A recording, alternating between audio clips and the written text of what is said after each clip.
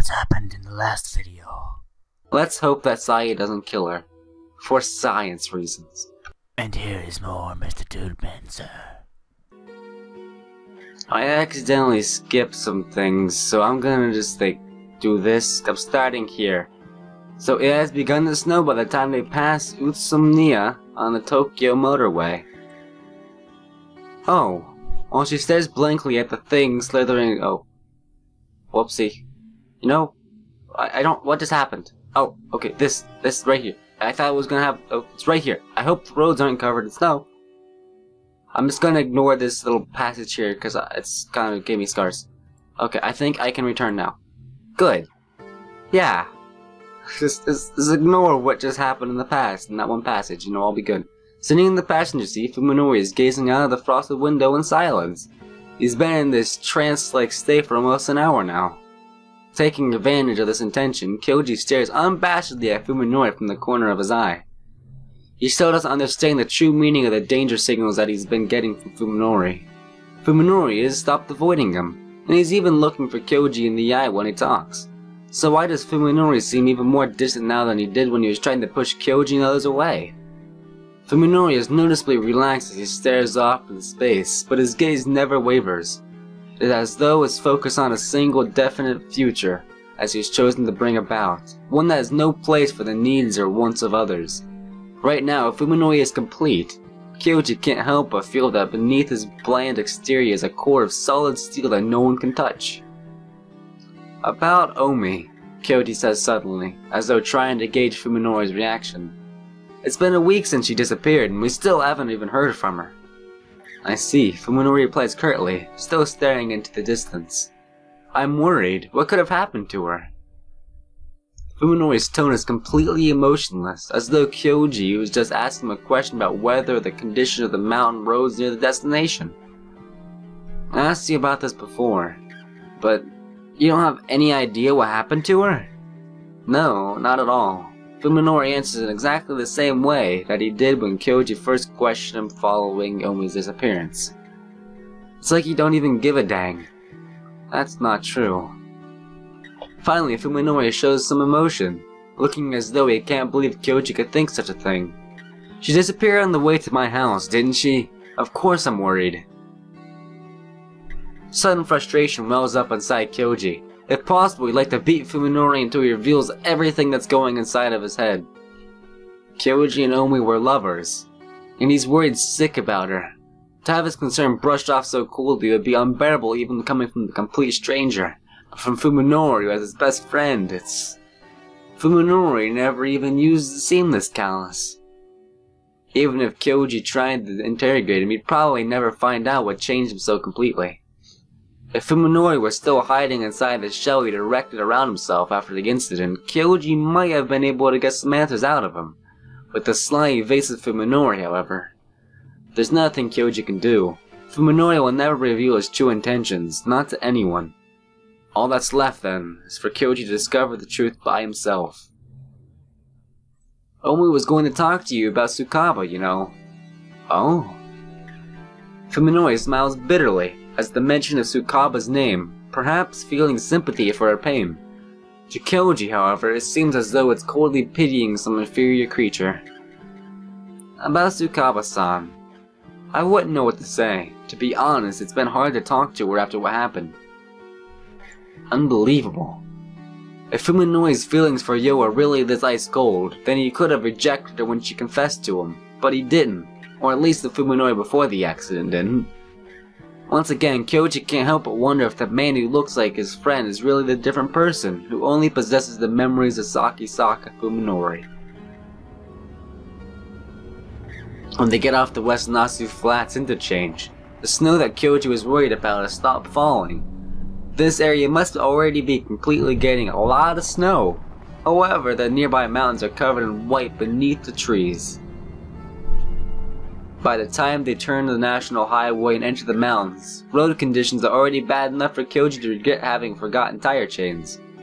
Nevertheless, he continues to power his Accord up the precarious slopes with only a road map for a guide. In a place like this, an address alone isn't enough to pinpoint a location.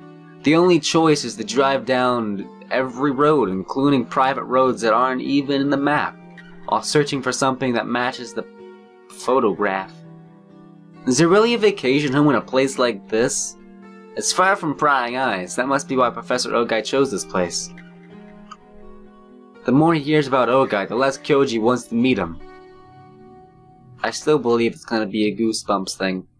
This guy is going to be some sort of mad scientist having some sort of green goop concoction in his basement. I'm very looking forward to it. Fuminori is the only one who spots a narrow road half hidden in the trees. It's practically the animal trail, overgrown with weeds that are tall and strong enough to withstand the weight of the snow. Is this really a road? Kyoji stops the car and sticks his hand out of a window to stare into the dark forest, but he can't see where the path leads through the tightly packed trees. How does it look to you? Fuminori hands Kyoji the photo, which he compares to the mountain ridges visible beyond the trees. Yeah, it's completely the right angle. Let's check it out. Fuminori's tone is as flat as always, but there is a quiet intensity in his voice that leaves no room for argument. Kyoji is worried about the car's suspension won't be able to handle the terrain, but there is no turning back now. Shifting into second gear, he drives down the frozen road. The sun sets early in the high altitudes. As the car creeps from the mountain path, Kyoji catches glimpses through the trees of the gradually darkening sky. The forest is completely still, with no sound save for the rumble of the Accord's engine and the crackle of snow and brush being crushed underneath its tires. Fuminori is once again staring silently through the front window. In the ominous silence, Kyoji feels the same faint chilling that I felt when he was standing before Ogai's suburban home. It feels wrong, as though some primal instinct is warning him that he is traveling deeper and deeper into another world. After some time, a blocky shape suddenly appears amid the trees, standing out against the twilight sky. Hey, it looks like some sort of gym lodge. Kyoji turns off the car and compares the structure in front of him to the picture in his hand. It's a perfect match. Before he can tell Fuminori, however, his silent friend is already out of the car. Hey!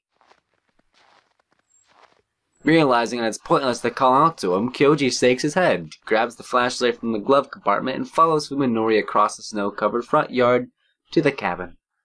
The photo must not have been taken recently, as the old rundown cabin before him has clearly been left to the mercy of the elements for some time. Oh dear, someone has tried to break open a door or something. The front door appears to be locked, but Fuminori kicks it down without a second thought. Whoa! Kyoji just watches, knowing that it could say what matter. All the windows are shut with heavy curtains, throwing inside the cabin into a thick gloom. Fuminori turns his own flashlight and stares rummagingly through the cabin without regard for its owner's privacy. Kyoji is reluctant to do the same, but it's obvious that this mountain retreat has been abandoned for a long time, just like the house of Tokyo. Seeing no point in being considerate now, he goes to search a different room.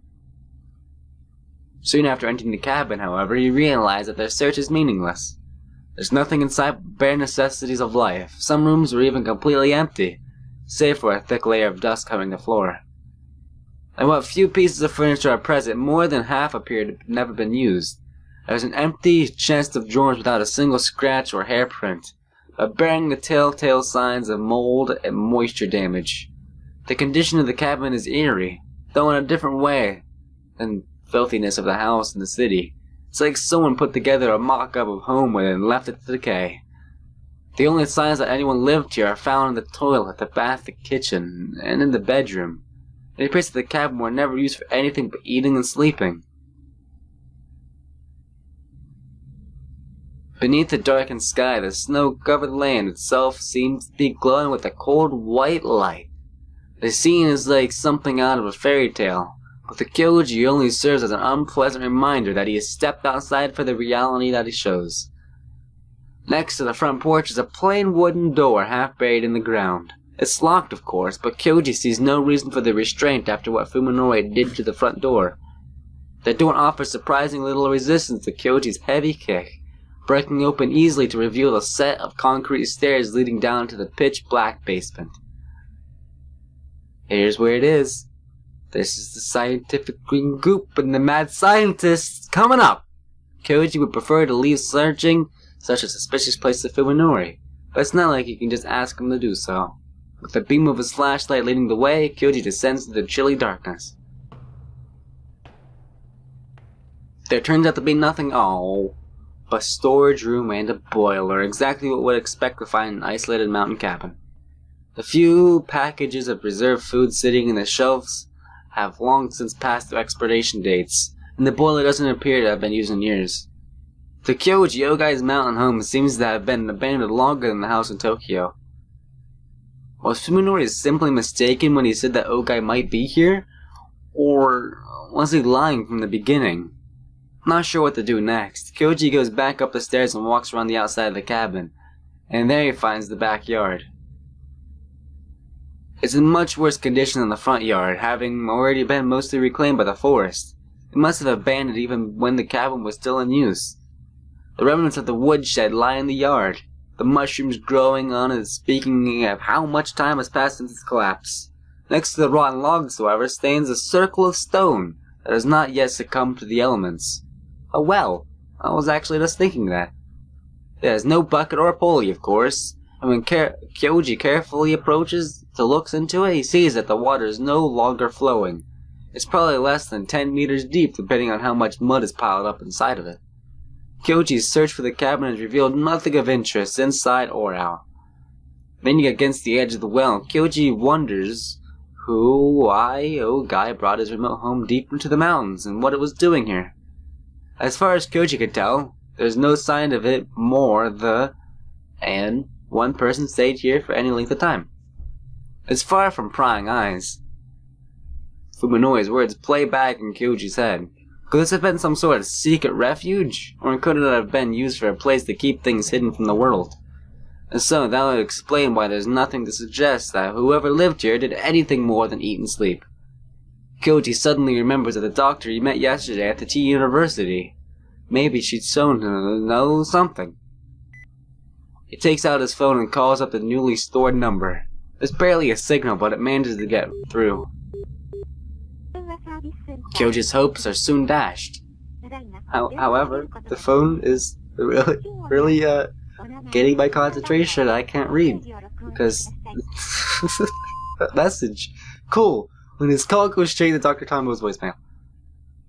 He considers calling back later, but realized that it would be hard to talk to with Fuminori around. Fuminori would no longer be pleased at all to find out that Kyoji and Yo went to see his doctor. Kyoji decides that he'd better tell the doctor that he can while he's still alone. Hello, this is Tano Kyoji. Thank you for your help on the other day. Kyoji leaves a clear and concise message explaining that he was brought by Fuminori to Professor Ogai's mountain retreat, giving the address, and asking for confirmation that property actually belongs to Ogai. I'll call again when I get back to Tokyo. Goodbye. After hanging up, Kyoji thinks back to their visit to the hospital. Is Dr. Tombo actually investigating like he said she would? The secret about Professor Ogai that she adamantly refused to reveal is still weighing on his mind. And then he turns around to see that Fuminori is there and realized that he has seen his doctor. He talked to Yo about it on the way home, but they were unable to decide whether the doctor could really be trusted. Speaking of which, how was Yo doing? Kyoji hasn't seen her today. She's kinda being raped, but it's fine. He didn't say a word to her about this trip to Togachi. Maybe she's worried, especially so soon after Omi's disappearance. Thinking to check up on her, Kyoji dials Yo's number, and is surprised when it keeps ringing longer than it usually does. Did she forget her phone somewhere? No. Things are happening, actually. Just as she's about to give up, the call connects. Oh, hey! Oh, dear! Oh, no. Okay. That, again, the phone is quite distracting, and I cannot commentate over some sort of weird monstrous raping noise. The first thing Kyoji hears is a strange sound. It's not signal interference, but some kind of wet, distorted noise, like the voiceless groans or perhaps sobs of someone far away. No, these really aren't sobs. Whoever's on the other side is crying in misery.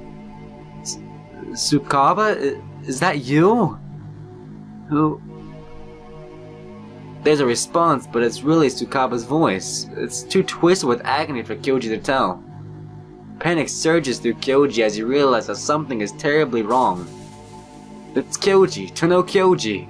Tsukaba, is that you? Where are you?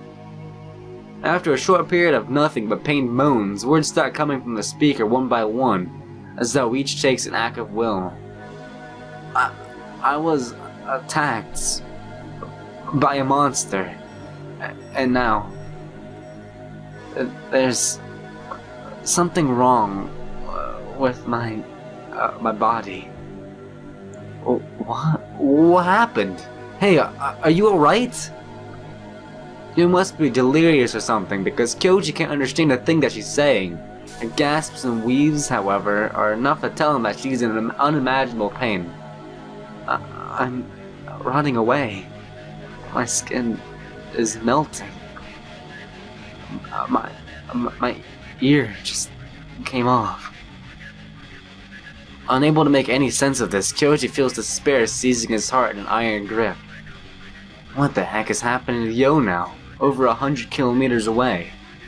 Only her voice gives Kyoji any hint of what is going through, and there's nothing he can do for her. Help me, Tanaka. This isn't how my fingers are supposed to look. Tsukaba, call the cops. Call for help. No, I can't let anyone see me like this. Yo suddenly breaks off into a violent hacking cough, as though she's trying to expel something filling her throat. Oh dear. Tsukaba! Kyoji screams into the phone, his reason overwhelmed by the unimaginable horror that has befallen Yo, which is why he is unable to react quickly when the phone is suddenly knocked out of his hand, and also why he didn't notice Fuminori sneaking up on him until it was too late. What? Fuminori seizes Kyoji's lower jaw with his right hand, cutting off Kyoji's angry shout. Kyoji can hardly believe the strength of the smaller man's grip. Kyoji's biggest mistake was leaning back against the well. With Fuminori forcing him backwards over the ledge, there is nothing Kyoji could grab onto. He can only flail his arms vainly against the air. Kyoji soon loses his balance completely. He feels a terrifying weightlessness as the world spins before his eyes. Before he can realize that he's been pushed into the well, his back strikes something with tremendous force. He thrashes wildly as cold, dirty water fills his mouth and freezes him to the core. Only when his fingers find the wall of the well is he able to regain his sense of direction and right himself. On his hands and knees in the mud, Kyoji vomits the filthy water out of his lungs. Although the mud cushioned his fall, he has more important things to worry about than being properly thankful for his good luck. Fuminori! He tries to shout, but it comes out as a hoarse groan made even harder to understand by the echoes of bouncing off the walls. Fuminori's maniacal laughter, on the other hand, is clearly audible even at the bottom of the well. Sorry for interrupting your phone call, he says scornfully. Here, I'll return this. Fuminori tosses Kyoji's phone into the well. Kyoji catches it before it hits him in the face, but he finds the battery pack has been removed, rendering it useless. What the heck are you doing? This is no joke. It's a miracle that Kyoji is uninjured. If he had been landed the wrong way, he could easily have died. Wait, just because I'm not hurt doesn't mean that... Kyoji feels around him inside the well, searching for something to hold on to. But the mud-covered stone offers no purchase. It's obvious that he won't be able to get out without help. If you died on impact, you wouldn't have had to suffer. You really have no luck, Kyoji. Hey, are you serious? Kyoji was about to ask, but the pieces of him finally come together in his head. Today's sudden change in Fuminori's attitude, the smile that he'd always seemed somehow malevolent. Fuminori hadn't been smiling at Kyoji, or the thought of his friend's death. Why? Even though he recognizes what has happened, he can't understand it. Why would Fuminori, who was supposed to be a friend, try to kill him? True, Fuminori had wanted Kyoji to stay out of his business, but is that really a motive for murder? It's not that I need you dead right now, exactly, but you could have become trouble later on. So I figured that I might as well take the advantage of the secluded place to, well... Might as well. You're doing this on a whim? Do you really need a reason to die? Fuminori replies coldly, as though he's truly amazed that Kyoji would ask such a thing. Do you think you're special, Kyoji? People die for no reason at all, you know. My parents did. I almost followed them. You're crazy. If you want a reason so badly, come up with one yourself. You have plenty of time down there, won't you? Fuminori disappears from view, leaving Kyoji alone in the darkness with nothing to connect him to the outside world. Fuminori! Hey! Fuminori! Kyoji shouts at the top of his lungs, knowing beyond a doubt that if Fuminori leaves, all hope of rescue will vanish with him.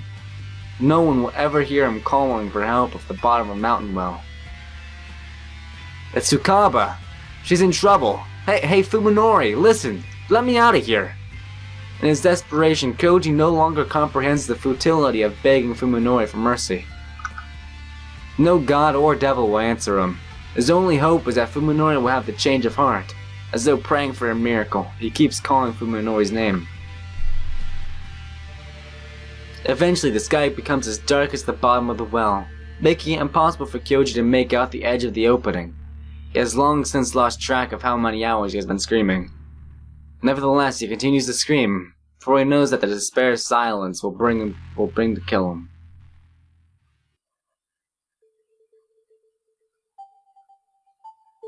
Those are what trees look like. Weird. I feel great. This is the satisfaction of having found the perfect solution to a difficult problem. The feeling that you get when the last piece of the puzzle slides smoothly into place. I have killed a man, and no one will ever know.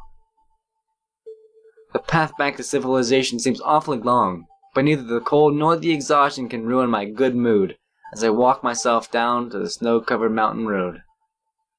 I was tempted to use Kyoji's car, but that would have introduced a flaw into the plan. The cabin is the perfect place to hide with both Kyoji's corpse and his car, after all. The plan had formed in my mind that the moment I'd looked into the address I'd realized how remote the location was. Even if I couldn't find anything to lead me to Professor Ogai, his absence would at least prove that the cabin had been utterly abandoned, in which case it would be a perfect spot to take care of the problem. I knew that coming all the way out to Tochigi would be a waste of time. Wouldn't be. I didn't even need to use the meat cleaver that's hidden in my clothes. A dry well, it's like fate itself provided me with a perfect setting. That idiot didn't even realize how dangerous it was to be leaning against the well like that, and his phone call distracted him enough that I was able to sneak up unseen. Anyway, one of the people whose questions might have caused trouble for Saya and me has vanished completely from the face of the earth. All that's left is to eliminate the other one. Tsukaba Yo. I must underestimate her because she's not the most aggressive as Kyoji. Even she should be able to see the connection between the disappearance of Chino and Kyoji and Takahata Obi. In a way, I should be thankful that it was Yo whom Kyoji was talking next to the well. If he reported our location to a third party, he'd have to track down and eliminate the person too. Wait a second, so I thought that this whole thing was planned with Yo as well? Was Yo not being planned with Saya to kill her as well? This is weird. I thought it was all like a job, like planned. I don't know. I'm a little worried about what they were discussing, but judging by how Kyoji was yelling unintelligibly onto the phone, they probably weren't exchanging detailed information. Well, either way, I'd better get rid of Yo as soon as possible. After walking all night long, I finally reached the Nasu Flats train station just as the trains start running. It only takes an hour to get back to Tokyo on the Limited Express. It's not enough time to rest, but I'm feeling too wound up for that matter. Besides, I don't want to waste any time in thinking up a way to kill Yo. But it's already kind of being done. I heard that her ear fell off or something. Using the cabin again would be too dangerous. I'm not sure how I got out of here in the first place. I just lost my temper and exploded in her face the other day. I doubt that she'll be as quick to trust me as Kyoji was, which means that it'll be difficult to get her alone. Rather than dwell on it by myself, I could just ask Saya for her opinion. Even I have some pride, however. I want to show her that I'm a man who can take care of business. Unfortunately, I'm unable to come up with anything before I get home. Well, I suppose that I should just be proud of having dealt with Kyoji, who was the imminent threat. I searched Professor Ogai's cabin with a bust, but with no trace of having seen there. But I have seen no reason to get frustrated. Saya isn't all that concerned about the professor's whereabouts, so looking for him is just something I'm doing to satisfy my own curiosity. I'm home! It's morning, half a day later than I normally get home, and the sound of Saya running down the stairs tells me how impatient she was for my return. It makes me feel all warm and tingly inside. Welcome home, Fuminori! She enthusiastically throws her arms around my neck, her smile at least 20% brighter than usual. You know, I still believe that you are a succubus. A bi-succubus at that. Sorry I'm late, there was a change of plans. It's okay, I'm just about done with my preparations too. Okay, preparations? Saya responds to my confusion with a mischievous smile. I'm getting a surprise ready for you. What kind of surprise? That's a secret. Anyway, are you tired? Don't you want to eat or take a bath? Okay. More ecchi scenes coming up ahead. I don't realize how hungry I am until Saya mentions it. When I think about how I've been walking around all night without eating anything, my stomach emptiness becomes painfully clear. However, I can't sit down to a leisurely meal while covered in the dirt and sweat of the road. I like to grab a quick snack and get in a long, hot bath first. I thought you'd say that, so I got the bath ready. You must be cool after being outside all night. Yeah, I sure am. I'm amazed by Saya's foresight. She always ready to give me what I want before I want it. No ecchi scenes, please. Okay. Never mind. Never mind. Sounds like you had a hard time today.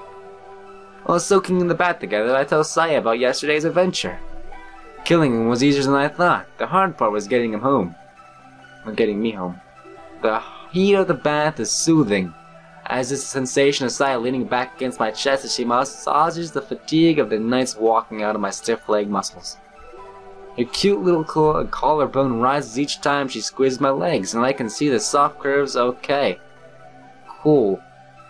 I'm home, I think, as contentment fills my body. I don't even need to sleep to relieve my exhaustion. Just like the living room and bedroom, the bathroom is painted in colors that Saya and I find pleasing. We've left the entrance and hallway untouched, just in case someone should see the inside of the house. So these 3 rooms are the only places I can relax in my own home. It was very cold in the mountains, even for winter. I should have worn heavier clothing. I was afraid that I'd freeze to death when I got back. Why didn't you take that Kyoji person's clothes and wear them when you had on? Aren't you forgetting that I pushed him into the well? His clothes were with him at the bottom. Oh yeah. First world problems, I think? Maybe that's a first world problem? I don't know. Saya laughs and sticks her tongue out bashfully. So, now there's just that Tsukaba Yo woman to worry about. She's the only person I can think of who can connect me with Kyoji's disappearance. After I take care of her, we can finally relax. Saya glances at me over her shoulder, like she knows something that I don't. Have you already thought about a way to kill her? Well, I've been thinking about it, but I haven't come up with anything yet. I was hoping that you might have some ideas. Leave it to me, she says, grinning with unusual confidence. I have a way of dealing with this that you'd never dream of, and it's a good one. Oh, really? Okay. It should be about ready by now, Saya says, her voice full of anticipation. She rises from the bath, her naked— okay, cool. Come, Fuminori, I have something to show you.